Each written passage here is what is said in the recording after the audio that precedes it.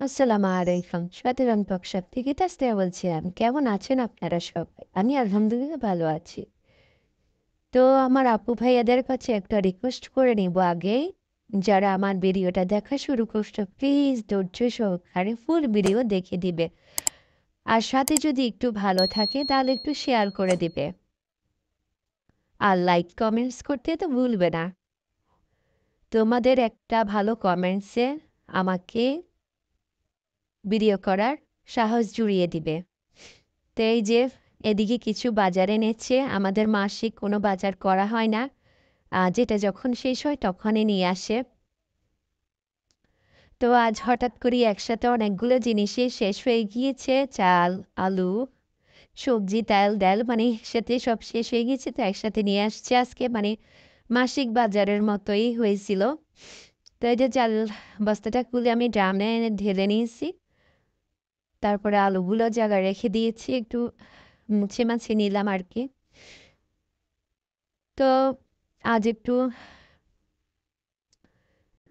টুকটাক কাজ নিয়ে আসছি। প্লিজ তোমরা ফুল ভিডিও দেখে দিও ধৈর্য সহকারে। আর ইদানিং ভিডিও করতে ইচ্ছে করতেছে না। তো কি করব, ভিডিও তো ছাড়তে হবে। ভিডিও না করলে কিভাবে ছাড়বো? তো একটু আজকে ঘরের কাজকর্মে করে নিলাম। তো এইদিকে একটু টাটকা সবজি এনেছে। সিমগুলো আমার খুবই ভালো লেগেছে, একদম বাতি সিম। এরকম সিমই আমার ভালো লাগে। তো এইদিকে ফ্রিজে আগের একটু মাছের মাথা ছিল, মাছ ছিল। তো বাচ্চাদের জন্য একটা মাছের ফিস ভাজি করছি, আর মাথাগুলো দিয়ে সিমটা রান্না করব। মূলাটা ডাল দিয়ে রান্না করব। তো রান্নার বিষয়ে ওরকম কিছু বলতেছি না, সবাই সব কিছুই জানো। আর আমি ওরকম রান্না পারিও না।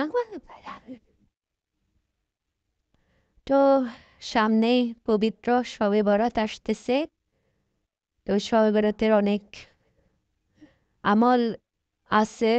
তো আমরা সবাই চেষ্টা করব, বছরে একদিন এই পবিত্র দিনটা আসে। তো সবাই চেষ্টা করব না, এটা করতেই হবে। বছরে একদিন যদি আমরা না করি তাহলে কিসের মুসলিম হলাম আমরা?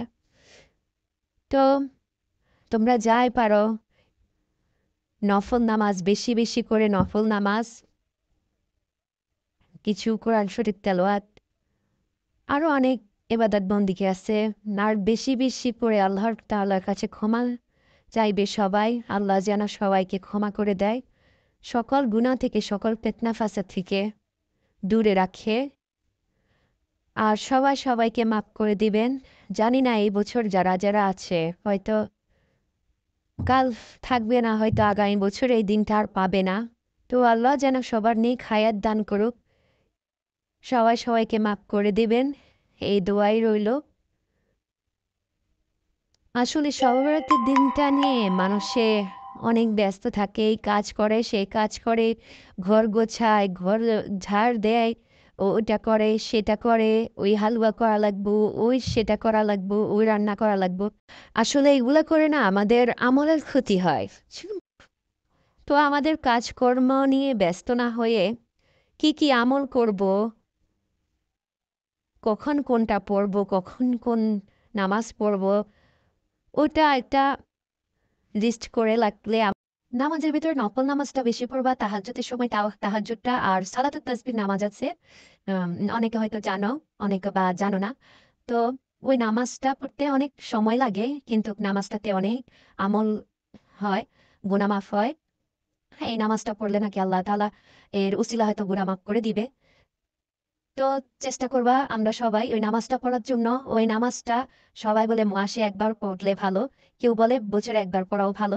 তো তোমরা না জানলে ইউটিউবে সার্চ দিয়ে দেখবা, পেয়ে যাবা।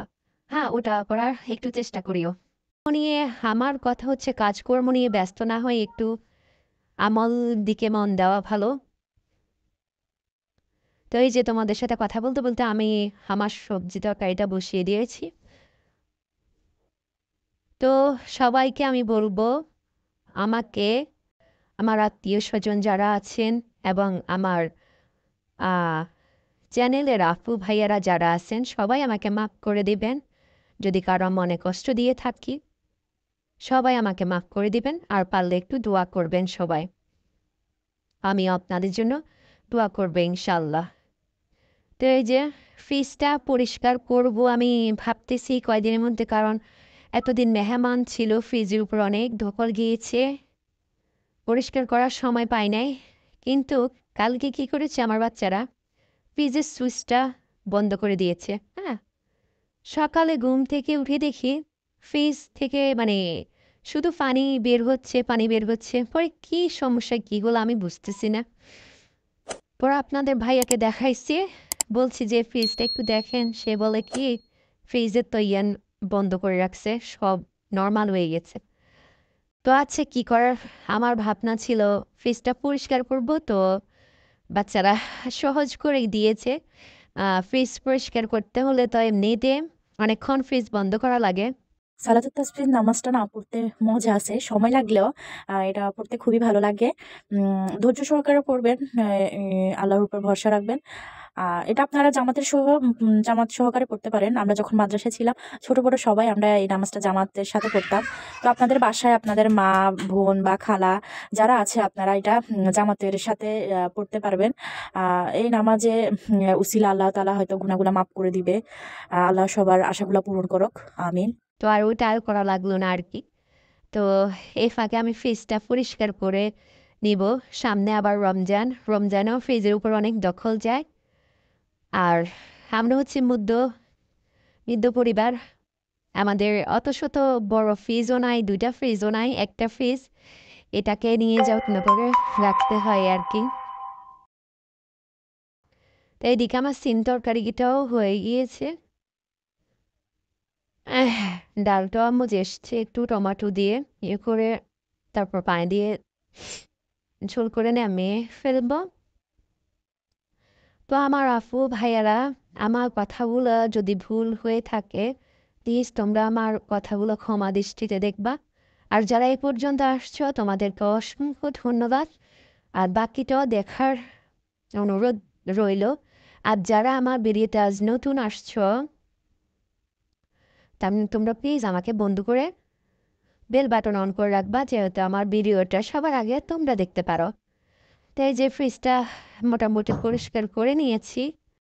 তো এই যে আপনাদের ভাইয়া কি একটা দুধের সন্দেশ নাকি কি আনছে, নাম জানি না আমি, ভীষণ মজাদার ছিল। আমার বাচ্চারা চকলেট চকলেট বলে নাচানাচি খেয়েছে। তো একটু বিকালবেলা আনছিল, তো ওদেরকে দিয়েছি, ওরা খাইছে। আর একটু স্যুপ করছিলাম বাচ্চাদের জন্য। স্যুপের রেসিপিটা দেখাই নাই, ওটা অন্য আরেকদিন আনবো। সবজি এবং কি মানে একটু গোস্ত দিয়ে স্যুপটা করেছি, কিন্তু খুবই ভালো হয়েছে। এটা বাচ্চাদের জন্য খুবই হেলদিকর, আর যারা ডায়েট করে তাদের জন্য খুবই হেলদিকর। তো এই যে একটু বড় একটা বাটিতে নিয়েছি ঠান্ডা হওয়ার জন্য। মেয়েকে মাদ্রাসে পাঠাবো, একটু তাড়া আছে, তাই ঠান্ডা করতেছি একটু। তো আমার আফু ভাইয়েরা, আজকের ভিডিওটা বড় হয়ে গিয়েছে একটু। সবাই বলে বড় ভিডিও দিলে নাকি ভালো, তো তাই করার চেষ্টা করতেছি। তো আর কি, স্যুপটা খেতে খেতে আপনাদের সাথে বিদায় নিচ্ছি। অন্যদিন অন্য ভিডিও নিয়ে আসবো। আমার ভুল ত্রুটিগুলো ক্ষমা দৃষ্টিতে দেখবেন। সবাই শবে বরাতের প্রস্তুতি নেন, এইভাবে কি করবেন। তো সবাই ভালো থাকবেন, সুস্থ থাকবেন।